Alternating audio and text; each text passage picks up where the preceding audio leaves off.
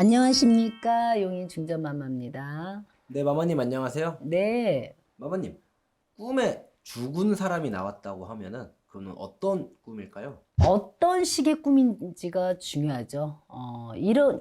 어떤 분들은 증상이 있어요. 제 꿈에 엄마가 나온 날은 꼭 꽁돈이 생겨요. 이렇게 또 얘기하시는 분도 있고요. 꿈에 돌아가신 할아버지가 나오면요. 그날 꼭 제가 사고가 나요. 이런 분도 있고요. 꿈에 내 자손, 먼저 간 자손이 꿈에 나오면요. 꼭 제가 몸이 아파요. 이런 분들도 있어요.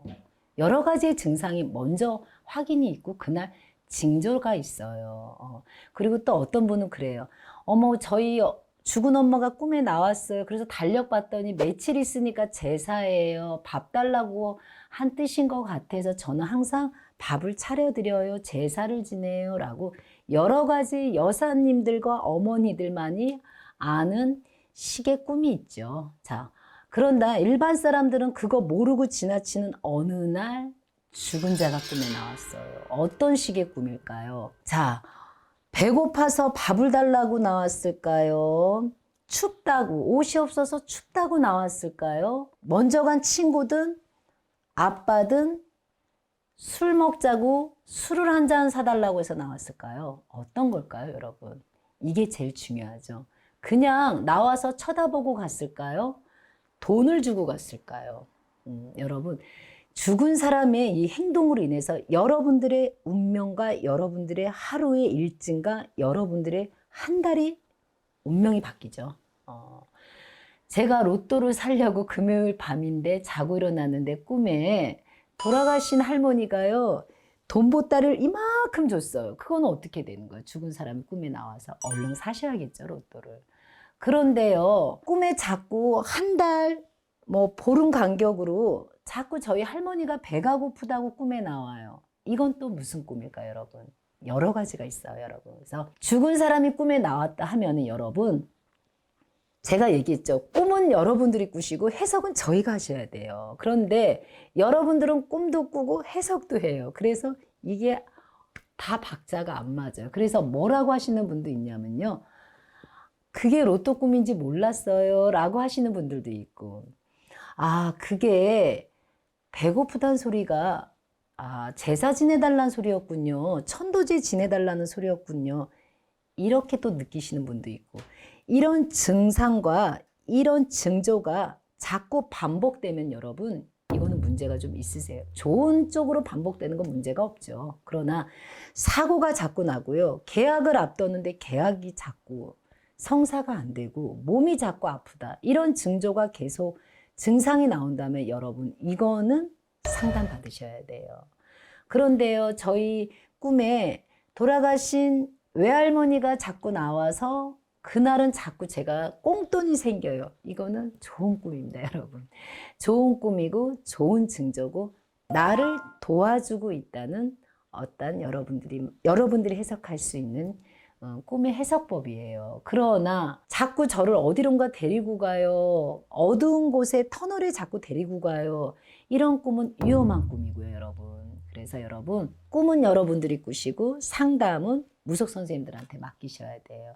여러분 마음대로. 얼마 전에 제 친구가 이제 어린 친구예요. 고등학교 2학년, 3학년 친구가 엄마 자고 일어나서 그런 얘기를 많이 할 때가 있어요. 엄마 내 친구가 죽은 친구 알죠? 그 친구가 자꾸 꿈에 나와서 저보러 어디 같이 가자 그래요.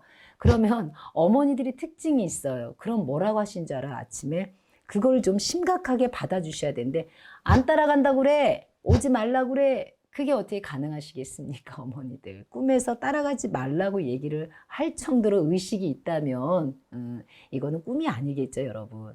자, 여러분 꿈을 놓고 한 번쯤은 여러분들이 지나치지 말아야 할 꿈들은 꼭 있습니다. 저도 꿈을 놓고 영상을 많이 알려드렸어요. 그러면 여러분 또 이렇게 영상이 나왔다는 소리는 이런 상담이 많이 있다는 소리고 여러분들 가정에 지금 일어나고 있다는 소리입니다, 여러분. 그러니 죽은 사람이 꿈에 나왔어요. 어떤 식의 꿈일까요? 오늘 이렇게 여러분들한테 꿈을 놓고 다시 한번 설명해 드렸어요. 마마님, 주변에 보면요. 가위 눌려서 이렇게 잠을 못 주무시는 분들이 꽤나 있는 것 같더라고요. 그렇게 가위 누르시는 분들은 왜 그렇게 가위에 자주 눌리는지. 가위에 눌린다는 거는 일단은 의식은 막 있어서 깨어나죠. 근데 몸이 막 마음대로 안 움직이는 증상이죠. 진짜 이 세상을 살아가면서 가위에 한 번쯤은 다 눌려보셨을 거예요. 그죠? 가위에 눌리지 않은 분들은 없었을 것이고, 저희 무속인들도 가위에 눌린 적이 있겠죠? 기억은 잘 안 나지만 저 또한 있을 겁니다. 자, 유별나게 가위에 눌릴 철이 있어요. 그게 언제냐? 지금 딱 이 철이에요. 가을, 겨울. 물론 봄, 여름에도 그래요. 저희는 365일 그래요 하시는 분들도 있지만 일반인들이 거의 가을, 겨울에는요, 추운 때는요, 가위에 눌릴 증상이 좀 많이 크죠. 한마디로 이거는 귀신한테 공격당한다는 소리예요. 집안에 귀신이 있다고요? 라고 지금 되묻는데 귀신의 공격을 당하는 거예요. 내가 외출하고 돌아오면서 따라 들어온 어떤 나쁜 애 귀 때문에 이 나쁜 귀들이 따라 들어와서 내 귀퉁이에 숨죠. 그러다가 여러분들이 잠이 딱 드는 순간 이 귀들은 따라 들어와서 여러분들을 공격을 하는 거예요. 그게 바로 가위 눌림이에요. 이해하기 쉽게 설명해 드리는 거예요. 외출을 하고 왔어요. 내가 어떤 물건을 아무 때나 사서 들어왔어요. 그러면 그 물건에 따라 들어오고 내 옷에 따라 들어오는 그런 귀. 이 귀가 집안 내귀퉁이에 숨어 있다가 여러분들 잠잘 때 공격하는 게 가위 눌림이에요. 그래서 가끔 저희가 상담하면 뭐라고 그래요? 이사할 때 내귀퉁이에다가 소금 좀 놓으세요 라고 하죠. 그 소리가 이제 이렇게 연결이 되는 거예요. 이제 이해 가셨죠? 왜 내귀퉁이에 소금을 놓으라고 하는지. 자, 그러면 이런 가위 눌림이 심해지면 여러분 어떤 증상이 나오냐면요. 요즘 표현하자면 우울증, 조현병, 조울증 여러 가지가 나와요. 이게 멈춰놓고 그냥 나의 일상입니다 라고 하셔는 안 돼요. 이거는 고치셔야 돼요. 방법을 찾아서 해결을 하셔야 됩니다.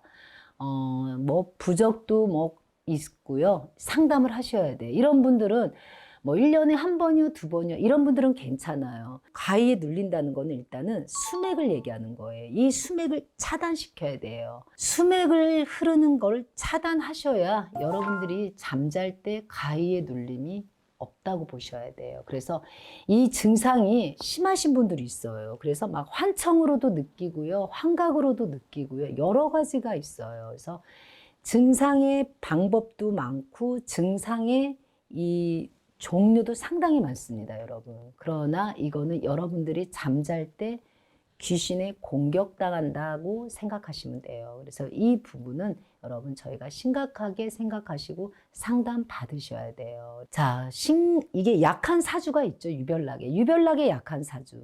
귀신이 괴롭힘에 당하는 사주죠, 이런 사주들은. 그러니까 여러분 이거는 내 아이가 그래요. 내 아이가 자고 일어나면 엄마 나 가위에 눌렸어 라고 했을 때 그냥 지나치시면 안 돼요, 여러분. 어머니들. 또 남편이 자꾸 가위에 눌려요. 그래서 그냥 어떻게 해요? 라고 이렇게 멈추시면 안 되고요. 이런 부분은 여러분 꼭 상담 받으셔야 돼요. 이 증상이 여러 가지로 나타나 버리면 조금 심각성을 두고 볼 수 있어요, 여러분. 그러니까 이런 가위에 눌림이 있는 내 가족 중에 누군가가 가위에 눌려서 고통을 당하고 계시면 여러분 꼭 상담 받으셔야 되고요. 이럴 때 저희가 소금도 사용하고 저희 마마궁에 황금액자도 사용하고 여러 가지가 방법은 있어요. 부적도 사용하고. 그러니까 여러분 이 부분을 놓고 생년월일과 함께 상담을 받으시면 터의 잘못인지 이 사람의 사주 때문에 그런 건지 여러 가지 기타 등등 상담이 꼭 필요하다고 저는 여러분들한테 알려드립니다.